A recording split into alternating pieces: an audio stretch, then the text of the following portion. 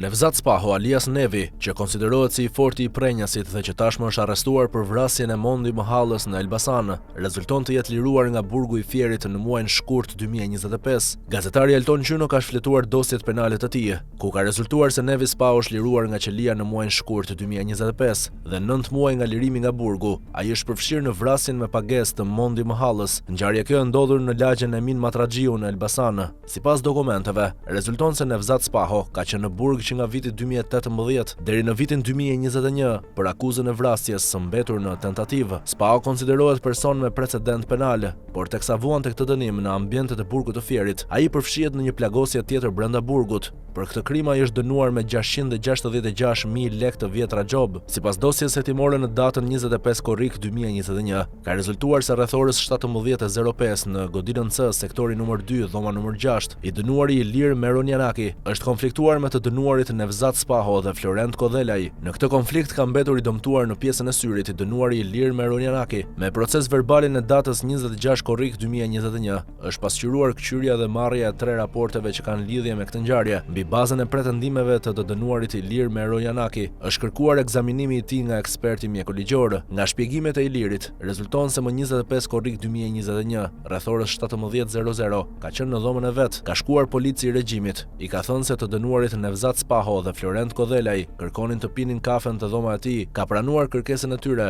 dhe i ka lejuar të hynin në dhomë, ku ka qëndruar për rreth 10 minuta. Në moment që ata donin të dilnin nga dhoma, kanë filluar të ushtronin dhunë fizike ndaj tij, duke e goditur me grushta në praninë të policit dhe përpasoj kanë shkaktuar dëmtime trupore. Ndërkohë, për herë të fundit në burg, Nevzat Spaho ka qenë për një dënim të marrë për akuzën e shtrëngimit me anë të kanosjes, me qëllim marrjen e pasurisë. Kjo pasi sapo doli nga burgu ai filloi të vendosë gjoba ndaj personave të ndryshëm dhe mjaftoi një kallëzim penal në polici, që Nevzati në vitin 2022 të filloi problemet me drejtësinë sërish. Arrestimi i tij është kryer në 2023 për 2 akuza si gjobvënia, 3.000 euro dhe mbajtja pa leje armëve të zjarrit, por për shkak se gjatë hetimeve arma e përdorur nga Nevzat Spaho nuk u arrit të gjendej nga policia, kjo akuzë është pushuar nga prokurori Hektor Mushi. Ndërkohë i pandeuri Nevzat Spaho është dënuar vetëm për akuzën e shtrëngimit me anë të kanosjes me qëllim marrjen e pasurisë, pasi ka kërkuar t'i marrë 3.000 euro qytetarit Shefit Dashi. Sipas dosjes hetimore, rezulton se në ambientet e drejtorisë vendore të policisë së Elbasan është paraqitur dhe ka depozituar kallëzim Shefit Dashi,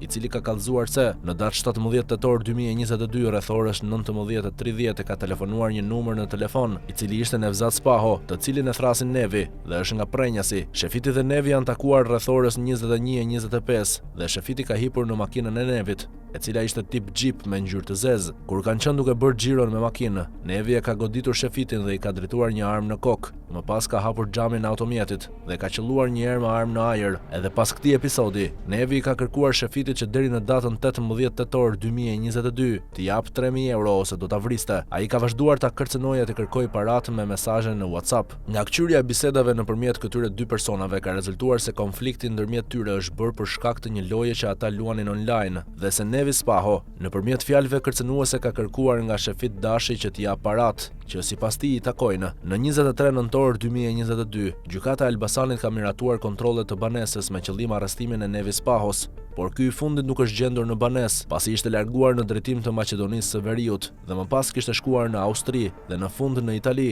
ku ishte vendosur në qytetin e Veronës. Më pas Nevi Spaho është arrestuar dhe është gjykuar duke u dënuar me burg, vetëm për akuzën e shtrëngimit me anë të kanosjes për dhënje pasurie, por vetëm 9 muaj nga përfundimi i këtij dënimi i forti i prenjasit Nevzat Spaho u përfshi në një vrasje me pagesë ndaj Mondi Mahallës, për të cilën ai është arrestuar tashmë.